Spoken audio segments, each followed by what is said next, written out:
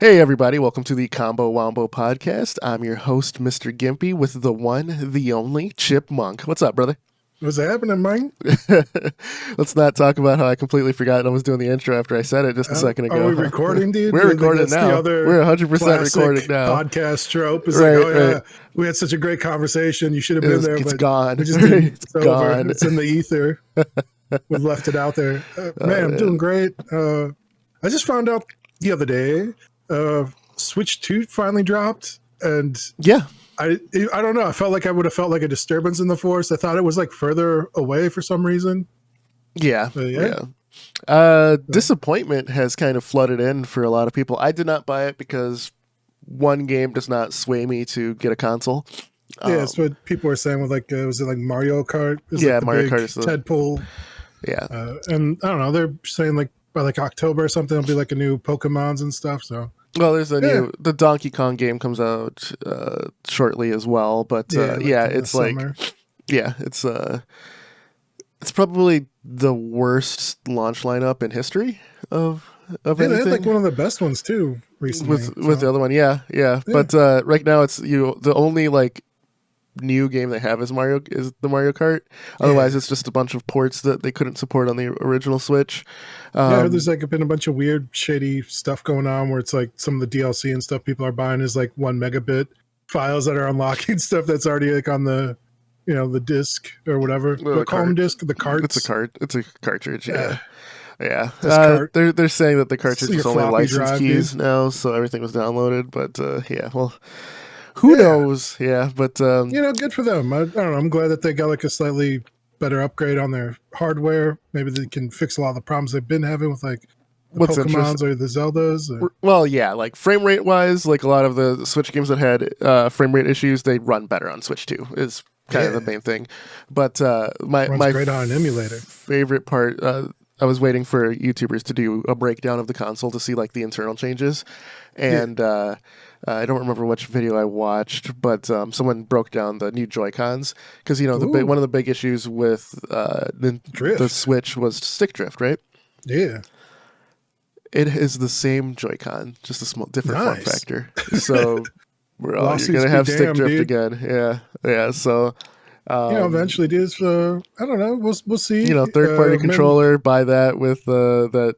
It has no stick drift, but your original Joy-Con's probably gonna get stick drift once again. So, dang, it's unfortunate, man. You would think they'd have some lessons learned or something, but I don't know. I never count Nintendo out, even when everyone else did. I know they're calling them dead, like after the Wii U dropped. They're like, "Oh, this is it. It's done." Yeah, nah. Nintendo is a tentpole. Yeah.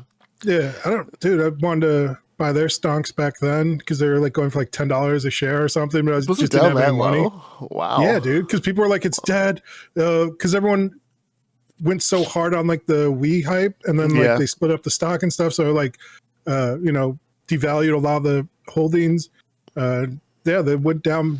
Like they were down bad, dude. And I was like, damn, I need to get in on this because they're like, it's going to go bankrupt. The company's dead. It's like they have so many great IPs. Like they could just like license them out and not go out of business. They have like money printing machines at this point. True. Yeah, I don't know. I'm not. Again, I don't mean notoriously not upset about like the $80 games or the pricing of the hardware.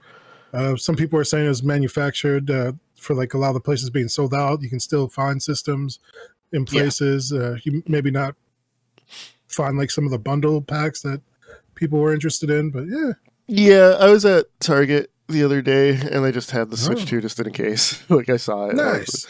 So I mean, I'm sure it's sold out in places. I mean, it's a new console launch. Like it's bound to sell out in a lot of places. But, a lot of speculative buyers too out there. So and then there was also like the issues with like taxation of the tariffs or whatever for imports and stuff. So a lot of uncertainty with like supply chains and whatnot. Yeah. And that never helps any product to be like, oh, we're not sure like what the landscape's going to be like in the next 6 to 12 months. Good luck planning. Yeah. Well, it's from a logistical or fiscal standpoint, AAA gaming is at a weird spot because It's about to all go away, at dude. the beginning It's of done. this generation, we had the first $70 game, right? Yeah. It's been $60 for 20 years, and traditionally in a free market that we have, everything goes up with inflation, right? Sure. Video games did not. We actually introduced new methods of cutting out the retailer, so direct to buyer with digital platforms, The right? distribution So platforms. in essence, you don't have the shipping costs, so it should be cheaper, right? Nope, never the case. It's like, okay, except on sales, right? Yeah. But now with Nintendo going, yeah, we're skipping 70. Like the Yeah. Nintendo skipped 70 altogether, dude. They just said, Go right for it. we're going Right for the straight to jugular. 80. So I think I think that that's a marketing spreadsheet decision, right? Like they probably looked at the numbers and they're like, listen, we sell this many games. We have this many fans. We're not making too many new fans. And the people who like our product are getting it. Like we don't, like our product doesn't really devalue on the secondary market either. that's because Like they never do sales either. So yeah, we don't do sales. Like we have this a premium product and we're charging premium Apple style prices for it. yeah, And you know, it is what it is. And like I think the other big shoe that nobody really likes to talk about, and a lot of people are calling them like neckbeards disparagingly, is like okay, I don't know, the Nintendo adults, the Disney adults. yeah, Most of the demographics, there isn't like a huge influx of people having kids. So it's people. The same thing happened with the comic book industry. There's like the people the with money are the adults. people with money, and the primary people buying it were people who collected as kids, and they're like, it's all 40 and 50-year-old people buying comic books. How can we get a new market? And they're I don't know. You see this with like Halo as well, and like other where they're like trying to find a phantom audience where they're like, oh, it's all these dude bros who like our game. Like, how can we make everybody like our game? And it's like, you make a new game, don't call it Halo. Like, just do like anything but that, So I don't know. Nintendo kind of sees what the market is and the market trends, and they're like, yeah, let's just double down on this. And I don't know. Everyone's talking smack. I saw a lot of people getting called hypocrites online because they bought like, it. I'm not buying. I'm not buying this instantly day one. They're like, yes, and then they're like singing its praises, like it's so amazing, blah blah blah. And it's like, bro, you're just all right. That's I don't know. People lie with their mouth and tell the truth with their wallet. For sure, for sure. Now, you just got you never bought a Switch, right? You just borrowed Professor's, and I feel like you hit emulated the high seas for a little bit of some of the games. Yeah, and like even those I didn't play too much. Like I'm not huge into games, dude. It's like as somebody who's like programming and making games as a hobby, like mostly just play like Hearthstone, and that's more just like brain rot at this point. Like like how they have like YouTube videos where it's like somebody's playing like Subway Surfer on the top, all the videos going. Yeah, that's what I do for like my YouTube videos. Or like I'll be watching a show and like I'll be playing Hearthstone on the side. Yeah, Hearthstone is your Subway Surfers. Yeah, dude, it really is. It's I think probably just as deeply as anyone playing Subway Surfer with it. So for sure, I did end up. I didn't buy a Switch, but I bought a Galaxy Tab S6. It's the OG one. Oh yeah, I don't know. Yeah. It comes with the stylus. Mm-hmm. Did some Stolen Valor for like Father's Day. It was like 30% off or something. So I got for like $199. Nice. It's the older one. I know a lot of people say get like the A9 one, but then you have to buy like a different stylus for like a Bluetooth one and pair it. But I don't know, for art and stuff. I was watching this other video and talking to some people, and I was talking to a buddy, and he was like, he does programming as well for like hobby level stuff. And I was like, where do you find time? And he was like, oh, I just do like 30 minutes at my lunch break every single day. And then like in the afternoons, some days or like the weekends, maybe I'll work on things a little bit more then. Yeah. And I was like, I have a lunch break. I could probably do some, like I have 30 minutes a day. I could do something, Okay. But I can't use like my work computers for any of that stuff. So I was like, oh, if I got like a little tablet or something, because I want to like maybe do like just some like flipbook style animations. So I got like, I downloaded Flip-a-Book. That wasn't that good. Then I got this other app. I think it's called like Rough Draft or something. It was like $8. Rough Animator. Rough Animator. Yeah, that's how I showed my kids how to do animation. It's great. I don't know. I made a few small things with that. I wish like their export feature was like a little more streamlined to save to like the SD card. I bought an SD card with it. You just have to navigate all this directly. Yeah. To say, I didn't run this by you, but we're sponsored today by the public library. Shout out to the public library. I found this app, Libby. I don't know. You know about this too? Mm-mm. You know about all this shit and you just haven't been telling me, bro? I don't know about Libby, but I do know about Rough Animator. So Libby, you can like go on there and then like you put in like your address and it'll tell you if like you qualify for like a library card. So during the pandemic, they made it so like you didn't have to go into the library. So now you can get digital copies of all your books. You can get audio books. You can get graphic novels. All the because immediately I was like, how can I bootleg some graphic novels on this? I want to read Spider-Man's. You know, and then read Ultimate if you're reading it, because the main 616 continuity is in a bad spot right now. It's not worth reading. But Ultimate's great so far. I was like looking at the new Daredevil, and then I was like, man, I missed the old Daredevil on Netflix. And then I was like, the new one seems kind of based on like when Whiskin Phil's Kingpin became governor of New York, and I was like, I'm gonna get into that, and I think that was. So I watched a YouTube video on that, and then that leads back to like Captain America with like the Hydra secret agent arc. So I was like, oh man, I gotta read this just to read this. And I was like, damn.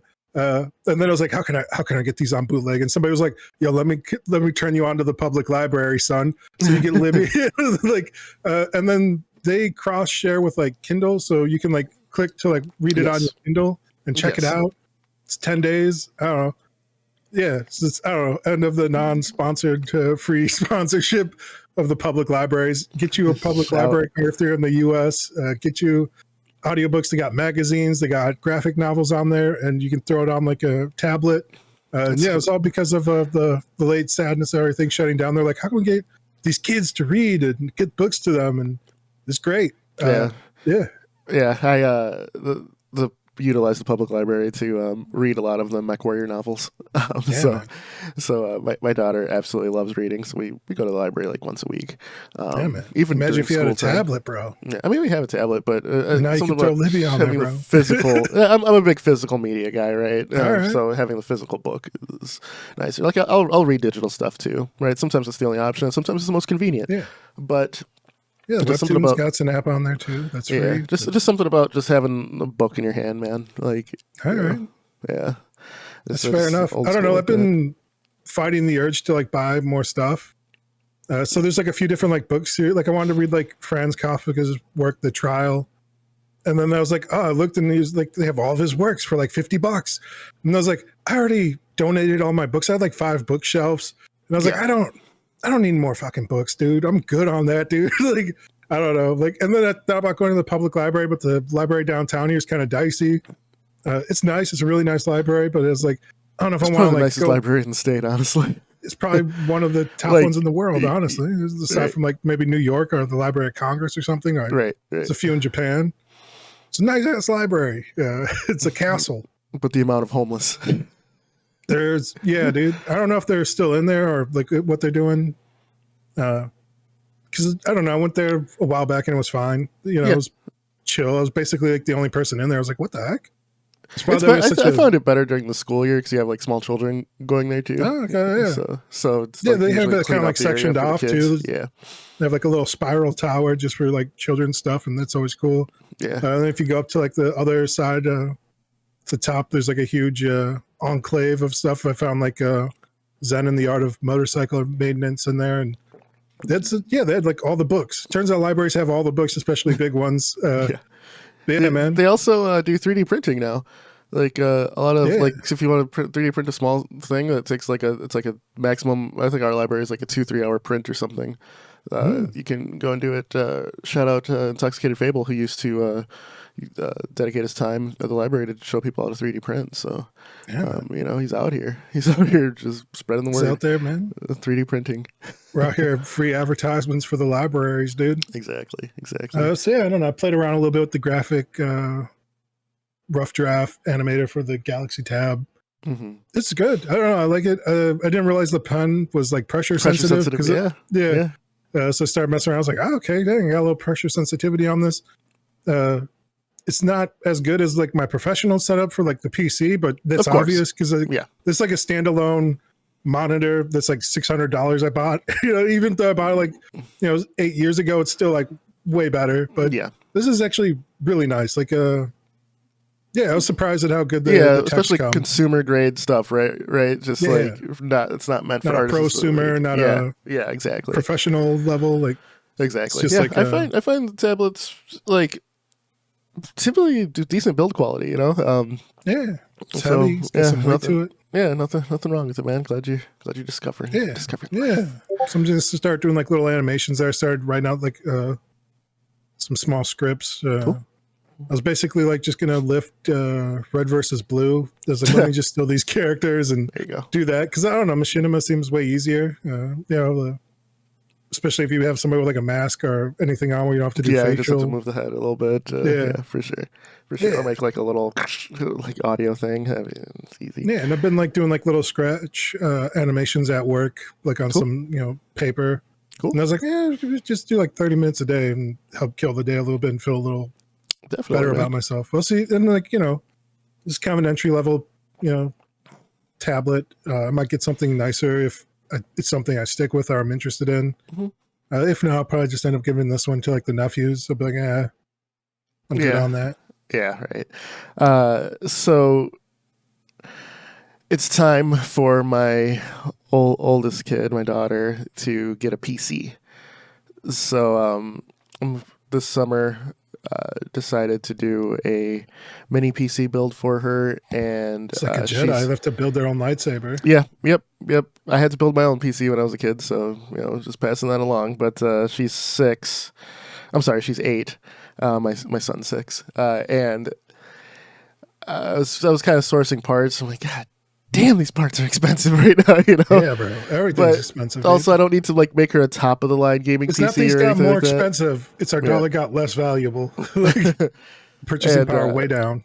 yeah, so but I'm excited. So we got a new like we bought like a computer desk for her, and she's getting like Oh, her own computer chair and stuff. And I'm doing a mini PC, and I 3D printed some brackets so it can mount directly underneath the desk and be out of the way. And I 3D printed some clips yeah. that attach to the edge of the desk, so you don't have the Oh, wires in the way and stuff. So we're gonna get that build done. And the mini PC, it's like a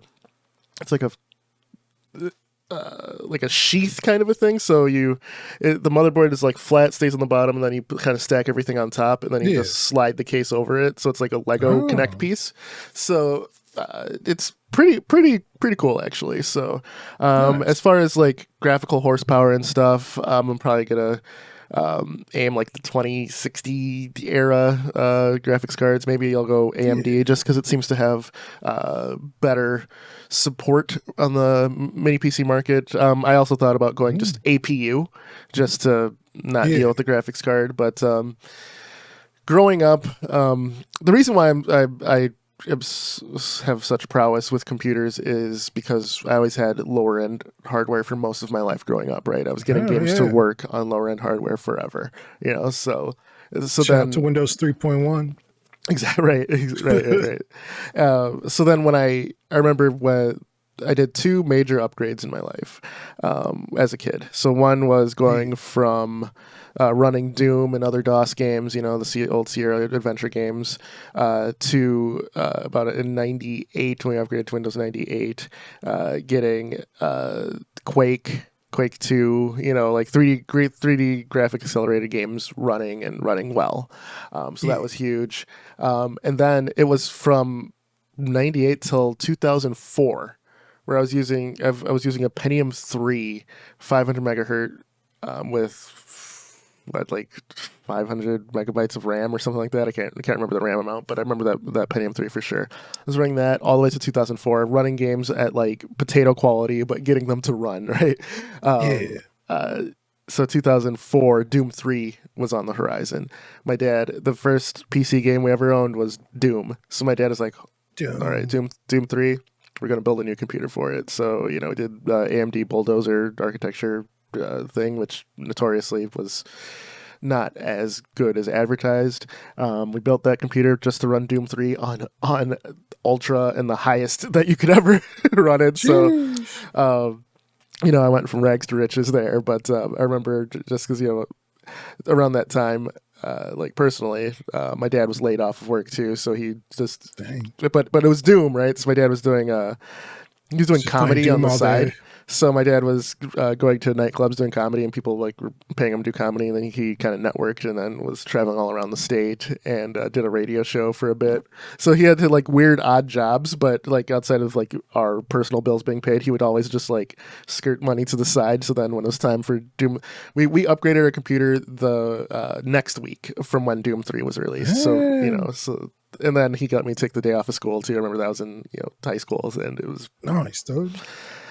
So good. So people like shit on Doom 3, but I have such fond memories of that. I have such fond memories of building that computer with my dad. And one of the things too is knowing hardware. So we built everything, but we did not get a powerful enough power supply. So we were getting like shutdowns and stuff. So that was the first time I ever really troubleshooted a major hardware issue, right? Like, what's going on with that? Yeah. So I'm looking forward to doing that with my kid, and both of them. So yeah, it should be fun. I'll kind of update everyone here. I'm thinking August. With, like, a Raspberry Pi or something. Oh, she's done that. We've done that. Okay, yeah. That's a computer, dude. Probably stronger than is, the computer you had growing up, bro.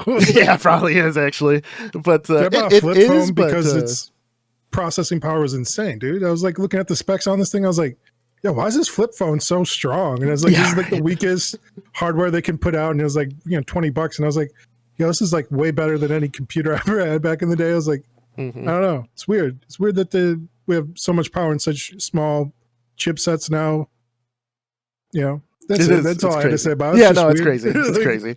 But yeah, man, as far as like our game dev podcast, I didn't do much game dev. It was having 133 hertz, dude. Processor, bro. No, I went from, it was a Pentium 2 350 to a Pentium 3 500. That was a huge upgrade, Yeah. And a Diamond Viper graphics card to a, no, we had that Diamond Viper for a while, actually. To something AMD ran or something, but yeah. Remember like zip drives, dude, like 100 megabit. I had a zip drive, yes, sir. Yeah, dude, you're like, 100 megabits, dude. It can fit the whole world in this thing, dude. Yep. It's crazy. Exactly.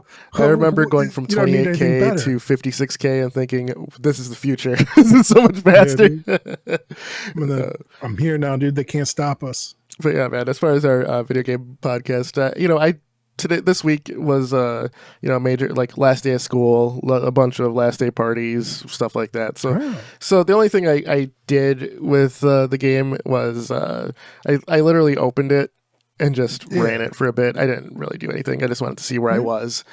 So did you do any recordings? Have you stuck to any of that?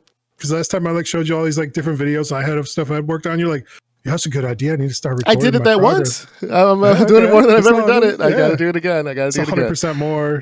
yeah, than ever been. Yeah. No. Since I'm refactoring, there's nothing visually different. Like the code is different on the under the hood, but there's nothing visually different. So I didn't find anything to really record that you would notice a difference, right? So main thing is I worked under the hood to get things running as good as they were prior to the refactor. Refactor's done. I can say that. I did finish the refactor. I'm in a better spot than I was, so they don't get stuck in the corners. I think I mentioned that last week too, but they, so. I mean, you got a microphone, dude. You could do live commentary on what's happening. Updated. Yeah. I know this looks exactly the same. Oh no, I ended up watching, like I said, I was looking at Red versus Blue stuff, and I watched the first video where they're doing the first episode, and they're just sitting in the living room. He's recording. He's like, "Why are you recording this?" He's like, "You never know." It's it's good to have. He's like, "Well, if we pop off, I have this, videography of it, dude." It's not a bad idea. Yeah, dude. But yeah, man. This week coming up, we have a few more kid birthdays, graduations to go to this week, but Wednesday is the day everybody where gets a trophy, dude. You're raising some soft children, dude. Oh no, dude, it's but Wednesday's the day working, that dude. Put them on everything's the farm, done, and back to the grind for me, man. So gotta get those kids out there picking berries or something, dude. Get them making money. Right. They got truffle scavenging kids. Yeah, dude. Yeah, man. Congratulations. So my goal this week with the game dev front is to have the Predator cycle in. I have the shout out to Sir Solus for making the assets for me, but we made some what's he been very up to, adorable man? foxes. He's been Elden Ring. Okay, yeah. Just Is he grinding. still like He's programming or kicking ass in anything? it. A little bit, yeah. But Nice. it's like for him, like work has been crazy. Yeah, man. As much as my work has kind of ramped up the last couple months, his work has done probably tenfold. I feel so. Dang. But not to put his whole business out there, but he had Yeah, a dude. Put him management on structure blast, change. dude. But he's still grinding, and Nice. like I said, we'll have him on the podcast one day, At some probably point, this summer. someday. Yeah, definitely. But before we end here, man, any updates on your Ninja game that you're like at the 99% door ready I've just to? been chilling on it, dude. I don't know. Like, I've been not working on it. So there's That's that. fair. I don't know. Fair. It's all basically done. I just have to like sandwich it together. Like all the main, programming stuff has been done. Yeah. I got all the music set aside. I ended up on a side quest because like I took the story I wrote for it because I was like, oh, I have like little cutscenes before you go into a stage that you can skip or watch. So I've like finished writing that, and then I was like, yo, let me write this other book idea I have. And so like I wrote like 12 pages. I got like around like 15,000 words of like a sci-fi cop novella that I wrote out. I was like, yo, the good idea fairy visited me, and then I just started like feverishly typing, and then that led into so I finished outlining that whole book, and then from there I started writing scripts for this animation. So to do the animation, I bought this tablet. It was like the down the rabbit hole. Yeah, it was a swallow. It's anything but working on the game. I'm going to challenge you to this, man. I'm working on art stuff, dude. No, you are. The animation you make it the cutscenes for your game. Ah, that's what you're saying. Use your manic creativity for your just other. Focus it all towards like the same direction. Yeah, the same direction, but you're doing the different medium. So, yeah, that's what I enjoy about like game programming and video game making in general. Right? Yeah, so many cross disciplines. I was working on music, and then that inspired me to make this game demo, and then that game demo was like, all right, let me try and make like a full game just for the practice of finishing a game, which is the original intent overall. Still haven't done it. Still haven't done it, but I have most of it done. It's like I said, when I get to like the boring parts of like, all right, I got everything done, and I just gotta like sit there and like I'm moving margins, and then like putting in, tags of dialogue, and then putting in different audio clips, and then like resetting the thing and checking high scores, just setting up menus and stuff. Like that's all kind of boring as hell. Like I'm not like doing most of the, there's a lot of not fun stuff you gotta do to finish a project. I think the part you're on is boring, but I think it's easier to get done if you can do it because there's like a set goal, right? It's not a creative goal. It's just like, okay, I need a high score table, right? It's just like, but I could see that being boring, especially when you're in that manic creativity stage where you're just kind of like drawing, getting gameplay solutions done and all that. But something for me is when I get to that boring part, it's just like it that's probably the job part of the hobby game dev, right? That's it's the most different for everybody, at least for me. So but I'm like, I'm not getting paid for this, and like even like stuff where like I fix like the dialogue and stuff, and it's like it's like an offhanded comment here, and you're like, yeah, whatever. It took me like 8 hours to do, dude, over like 3 days. No, I understand. It's like all right, and then I'm like, all right, this is gonna be something people can even just skip, or they won't even see, or they'll see it for like maybe 20 seconds of like a bit of a cutscene, and then like just sourcing music. And going through like my music library, like I spent like another 4 or 5 hours just doing that, just re-listening to songs and be like, oh, where does this fit thematically? Yeah, man, just even like working with like that artist where like I bought like pixel art from him. That took like 3 or 4 days to like some back and forth and like sourcing contractors. Like, man, yeah. So I don't know, like even like just the boring shit takes a long time. Yeah, it turns out making games is a lot of work, dude. Right. And the podcast. Exactly. Right, for sure. No, that's it. We out here next week, boys. Peace.